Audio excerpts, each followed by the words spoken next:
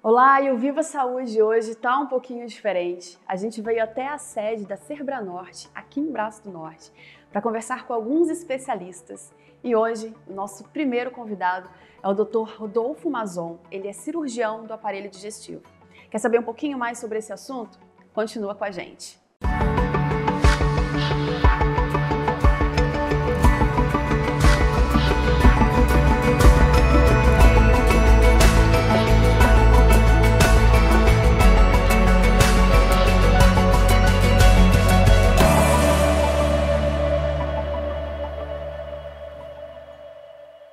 E eu recebo então aqui o Dr. Rodolfo Mazon, ele é cirurgião do aparelho digestivo. Doutor, primeiro eu gostaria de agradecer muito, a gente sabe que a vida de vocês é super corrida, mas tirar esse tempinho para passar um pouquinho de informação, eu acredito que seja muito importante. Eu que agradeço pelo convite, fico honrado, lisonjeado de estar aqui presente para poder passar um pouco para os pacientes sobre o que a gente vai abordar aqui agora. Com certeza. Isso vai ajudar muito, com certeza.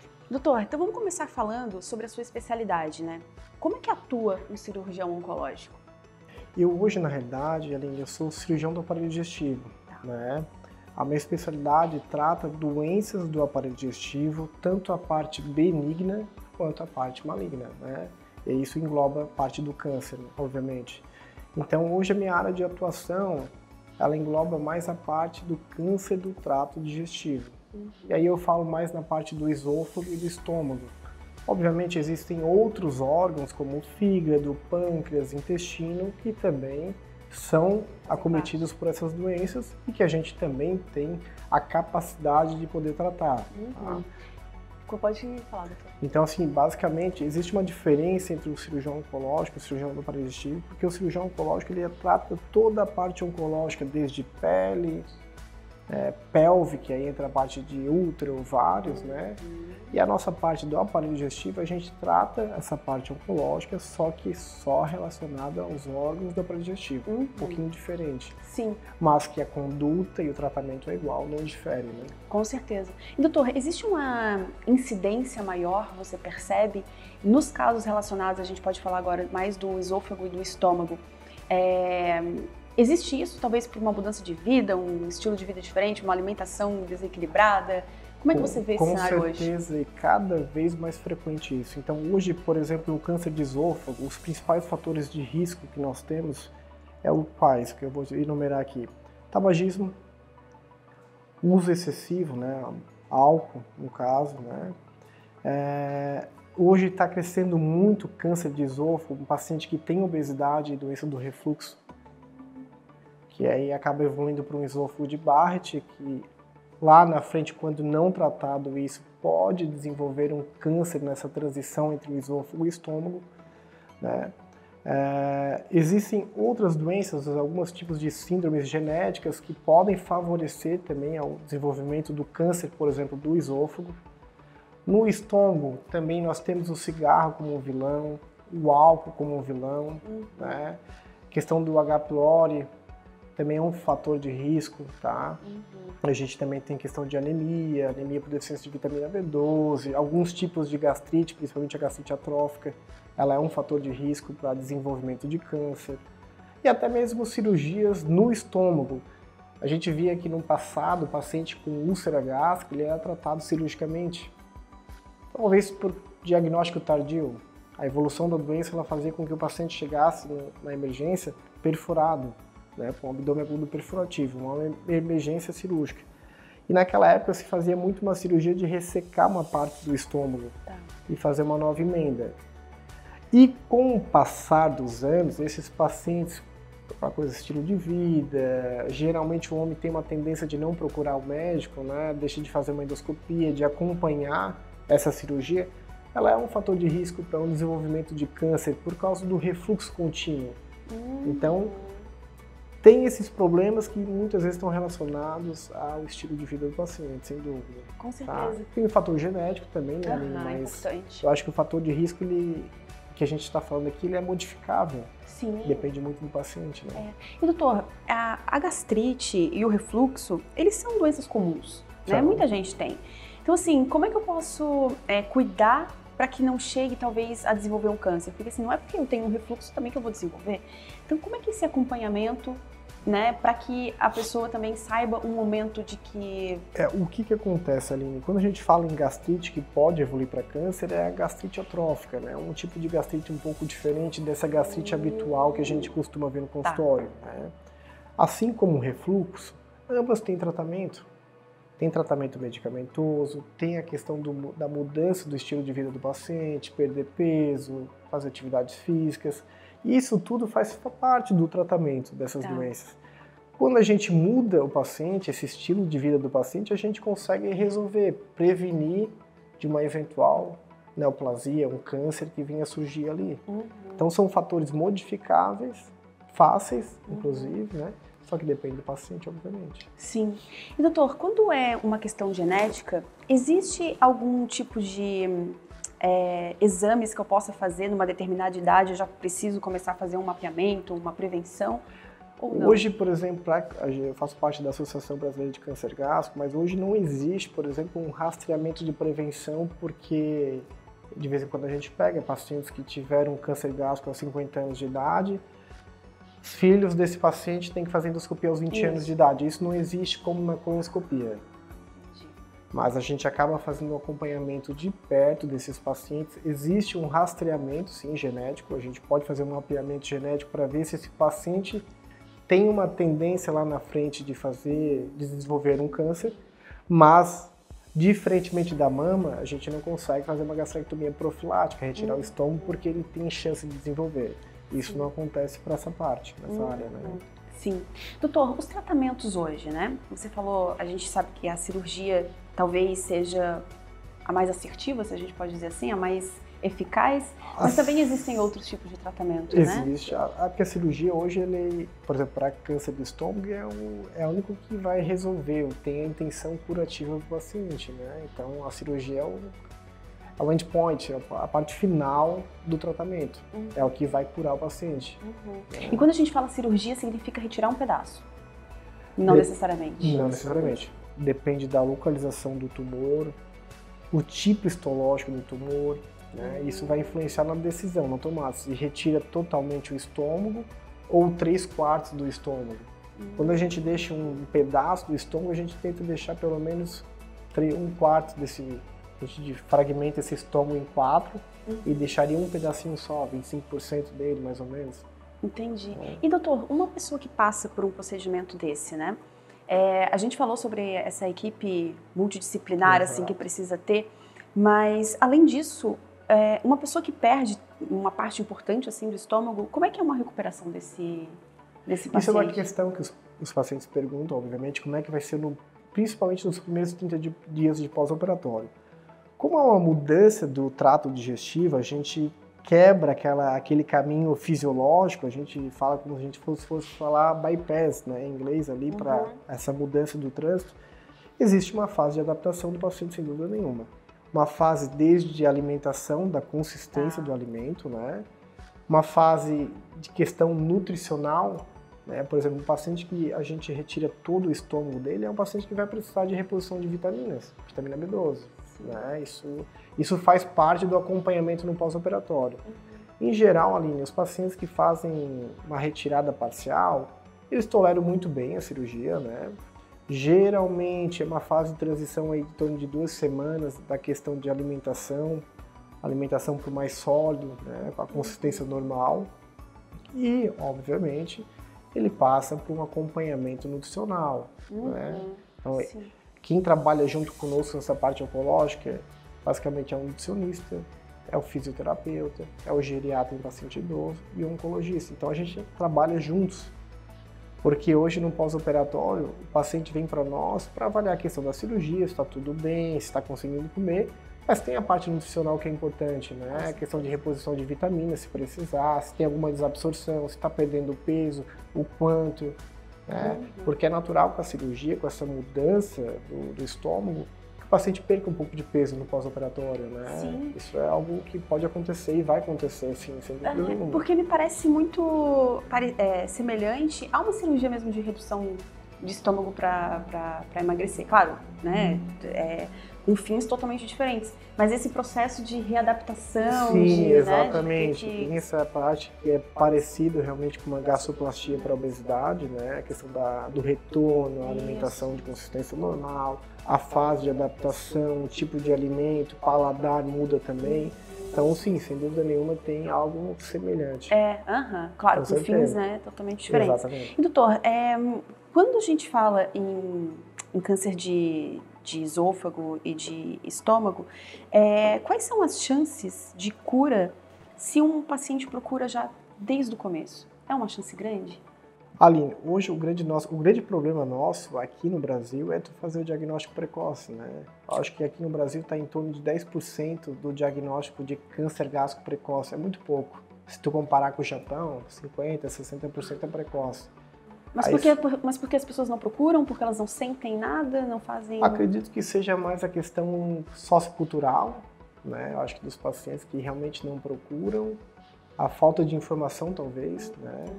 E no Japão, diferentemente de nós, eles têm uma rotina de uma recomendação mais precoce com endoscopia, que aqui nós não temos, né? Então, o paciente às vezes demora para chegar no teu consultório. Quando acham que às vezes é uma gastrite básica e vai tomando remédio, toma um pantoprazol, um omeprazol e vai levando. E aí quando realmente vai querer fazer uma endoscopia, já tem uma lesão ali. Sim. Né? E obviamente se a gente consegue descobrir precocemente, tem chance de cura, sem dúvida nenhuma. Pois é, porque em alguns órgãos eu acho que é mais difícil de fazer de retirar esse tumor e que não afete outros órgãos, né? E eu acho que o do estômago e do esôfago é um órgão, assim, que talvez seja mais fácil se estiver só ali localizado antes de... O do estômago, acredito que sim. O do esôfago, que a gente vê no dia a dia, é que os pacientes, quando procuram ajuda, já estão em casos avançados.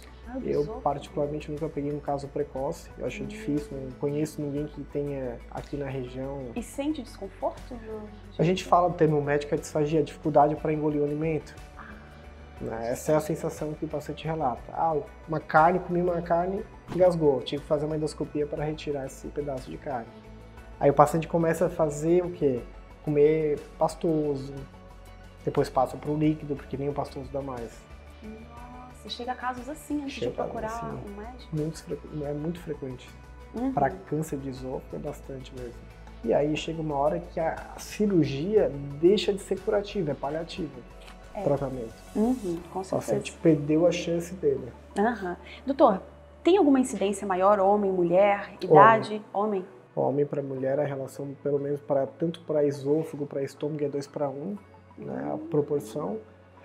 E ambos, tá, Aline? É óbvio que está mudando agora a questão do perfil do câncer de esôfago, porque o câncer de esôfago a gente separa em 3 estágios? No estágio de localização, parte superior, terço médio e terço inferior, né? No terço inferior está mudando um pouco a característica do câncer de esôfago por causa da obesidade e da doença do refluxo. O tipo de câncer que está cometendo ali é um padrão um pouquinho diferente do habitual. Por que, doutor? Padrão histológico é um outro tipo de câncer que tolera, por exemplo, a questão de tratamento do câncer de esôfago que a gente aprendeu há muitos anos atrás é o quê? Fazer quimio, radioterapia e depois a cirurgia, né? A quimio e rádio combinada com cirurgia. Para esse câncer da parte final do esôfago, que é a transição com o estômago, já não se faz, a partir desse ano mudou, questão de artigos, que saíram estudos novos, recentes, onde a radioterapia já não é mais benéfica. E aí já mudaria o tratamento, a gente trataria como um câncer de estômago. Então as coisas mudam um pouco realmente. A idade geralmente varia entre 60 e 70 anos de idade. São pessoas mais velhas. Mais velhas. Nós estamos descobrindo na parte do estômago pacientes mais jovens, sem dúvida nenhuma. Paciente de 40 anos de idade, 50. O estresse pode estar, doutor, relacionado? O estresse não tem fator de risco para isso, né? Talvez em questão de sintomas podem piorar, sem dúvida, mas não que seja o fator de desenvolvimento da doença, né? Isso, com certeza. Doutor, algumas regiões também, eu acredito, né? Eu conversei com um médico que daí ele é o cirurgião oncológico, e câncer de pele, por exemplo, em algumas regiões, né? Tipo... Austrália. E até mesmo aqui, tipo, Braço do Norte, geralmente que as pessoas, né, elas trabalham sem uma proteção, enfim. Você vê essa regionalidade também em câncer de estômago e de esôfago? Ou... Estômago, sim. Tá, para a questão da alimentação. Pessoas que têm acesso a uma alimentação mais natural. Por exemplo, a questão, muito se fala em questão de, tem uma substância em alguns alimentos, nutritos, a questão do chimarrão, que fala-se também, da bebida quente, né? A bebida quente, doutor, para o esôfago, tem alguma relação mesmo? Para o esôfago não tem relação com o fator assim de, esse paciente bebe muita, assim, costuma tomar chá, chimarrão, vai desenvolver o câncer de esôfago. Não tem essa realidade da parte do esôfago, tá? O que a gente sabe é que talvez a bebida quente, frente a um processo inflamatório que tem ali uma lesão ulcerada, uma ferida, pode piorar os sintomas, tá? Mas tem na parte do estômago essa regionalidade. Japão é muito mais incidente do que aqui, né? A questão da alimentação, dos temperos, tudo isso acaba influenciando. Com certeza. Doutor, já tem alguma relação que você consegue ver também com o VAP, aqueles cigarros eletrônicos? Ainda muito cedo para a gente poder avaliar? Acredito que seja muito cedo, mas quem sabe para um câncer de esôfago lá na frente pode ter alguma relação, sim. Porque se o cigarro tem, né? Imagina esse que já tem muitos outros com certeza, fatores, alguns estudos já devem estar saindo aí. Questão de 2, 3 anos a gente já vai ter uma noção realmente se tem algum efeito em relação à parte da doença do esôfago. Doutor, então, para a gente já encaminhando para o nosso final, se você pudesse dar agora, assim, uma dica para quem está escutando a gente, né, sobre realmente essa relação da prevenção, da qualidade de vida, né, porque a gente sabe, precisa fazer exercício, a gente precisa cuidar da alimentação, mas eu acho que quanto mais a gente falar, talvez entre um pouquinho mais, né? A gente sabe ainda que o câncer tem também relação com a questão genética, sem dúvida nenhuma, mas quando a gente fala em questão de alimentação, atividade física, a gente está falando em cerca de 80%, 90% dos casos, né?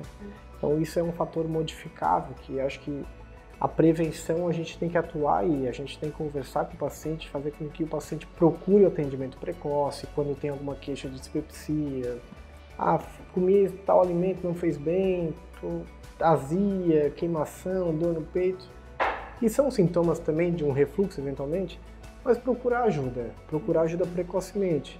Além do que, como já enfatizei, a questão do estilo de vida, né? Caminhada, alimentação, evitar cigarro, evitar o consumo de álcool. Isso é importantíssimo. Acho que a prevenção a gente tem que focar na prevenção, sem dúvida nenhuma.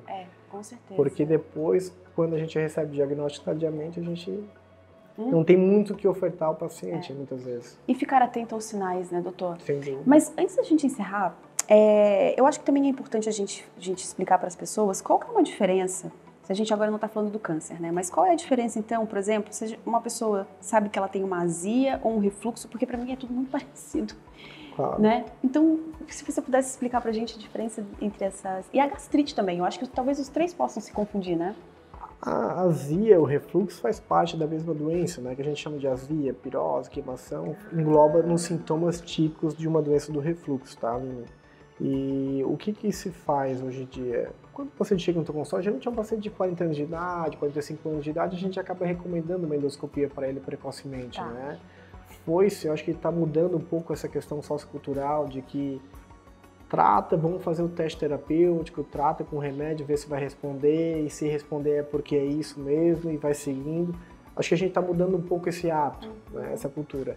Embora, aquilo que eu falei, não existe nenhum guideline, que nem uma colonoscopia em relação à parte gástrica, né? A gente acaba fazendo isso no consultório porque é um exame simples, de fácil, qualquer local acaba fazendo a endoscopia, com uma sedação simples, então o paciente faz, já vai embora na mesma hora, então é muito mais tranquilo, né?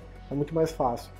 Então, para doença de refluxo, para gastrite, são coisas diferentes, sem dúvida nenhuma. Primeiro que refluxo vai dar muita queixa de azia, pirose, queimação retroesternal. Existem os sintomas atípicos, como uma tosse crônica persistente, que não melhora, e que procura otorrino, que procura um pneumologista e descarta qualquer problema, né, respiratório. Então tem esses sintomas atípicos da doença do refluxo também. E a gastrite, geralmente, às vezes pode dar um incômodo, assim, aquela sensação de a barriga parece estar inchada, parece que a comida não desceu. Mas isso é uma gastrite mais acentuada até, né? Tipo assim... E dor? Moderada. Não? A dor pode dar, uma dor tipo queimação. Pode tipo acontecer, pode acontecer sim. É uma manifestação, sim, sem dúvida, da gastrite, do refluxo também pode acontecer. Tu sabes, doutor, que eu fiquei com uma tosse que eu acho que durou 1 ano. Então, assim, e daí uma nutricionista chegou pra mim e falou, Celine, talvez... E eu tava achando que era tipo uma sinusite, né? E ela falou assim, talvez seja refluxo. Eu acho que tu tens que procurar um gastro para você ver. Então, assim, foi a primeira vez que alguém deu um caminho totalmente diferente porque eu nunca tinha pensado que uma tosse crônica poderia ser um refluxo. Crises de laringite, crises de asma, de repetição, que não acha um fator ali, muitas vezes é uma doença do refluxo que está ali incomodando. E isso, doutor, a tosse, né, nesse caso, crônica, ela seria porque a própria regurgitação do conteúdo ácido, o esôfago não está preparado para receber aquele conteúdo ácido. E daí volta aquele ácido e aí dá acaba irritando aqui em cima e tem a tosse. Então até esse é um fator agora para as pessoas que às vezes, né, estão reclamando. Que nós consideramos como sintomas atípicos da doença do refluxo. E é algo que não é tão comum, né, mas que acontece com uma certa frequência hoje em dia. Sim. E o refluxo, o tratamento dele também é medicamentoso ou só mudanças de alimentação? Eu acho que o tratamento funciona como um tripé, pode ser? Parte medicamentosa. Tem então. Mudança do estilo de vida. Então aí entra perder peso, atividade física, né? E tem uma questão também que eventualmente medicação cirúrgica, né? Cirurgia por refluxo? Eventualmente a gente acaba operando o paciente sim por porque alguma coisa mecânica que não está funcionando? Uma mecânica, uma falha na válvula que a gente chama de esfíncter aqui embaixo e que ela mantém-se um pouco aberta, frouxa. Então a comida desce, ao invés de ela fechar, ela mantém um pouco uma hipotonia, que a gente chama, né, um pouco aberta, e acaba favorecendo o refluxo. Entendi. Mas nem todo refluxo a pessoa precisa, talvez tenha esse mecanismo... Nem todo paciente portador da doença do refluxo vai ter indicação cirúrgica, essa é a questão. Né? Mas sempre vai ter alguma coisinha ali meio frouxa. Tem que ter uma alteração daquele tônus muscular. Entendi. Que a gente faz um exame chamado de manometria para avaliar esse tônus, se tem uma hipotonia ou não. Tá? Muitas vezes o paciente tem uma hérnia de hiato associada, e aí vira uma indicação cirúrgica para corrigir essa hérnia de hiato e já corrigir esse defeito anatômico do estômago, né? Sim. E esse defeito, doutora, a gente pode nascer com ele? Não. O que acontece? Existe uma doença chamada, não é uma doença, mas é o refluxo na infância, né? Na criança até os 3 anos de idade, que é um refluxo considerado fisiológico. A questão do amadurecimento da musculatura do trato digestivo superior, que é o esôfago e estômago, então ela passa por essa transição. Então a criança às vezes tem sintomas de refluxo, mas passou de 3 anos já normaliza. Né? E aí o paciente há uma tendência cada vez mais obesos, cada vez mais sedentários, mais alimentação fast food, então está mudando o hábito alimentar e aí consequentemente aumenta o diagnóstico, a chance de refluxo, sem dúvida nenhuma. Sim, com certeza. Acho que eu vou ter que ir lá fazer uma consulta, doutor. Doutor, passou muito rápido, né? A gente já chegou ao fim da nossa conversa. Mas eu quero dizer que eu aprendi bastante. Eu acho que quem está escutando a gente também conseguiu já entender bastante. A gente sempre, com certeza, a gente conhece ou a gente tem alguém que tem algum problema de estômago, de esôfago, um refluxo, uma gastrite. Então, acho que isso também serve de alerta para que essas pessoas possam, né, procurar sempre um especialista, não deixar fazer alguma coisa muito tardia para não acabar virando talvez algo pior, né? Exatamente. E o Viva Saúde Unimed Tubarão fica por aqui. Eu quero agradecer a companhia de vocês e até o nosso próximo encontro. Tchau!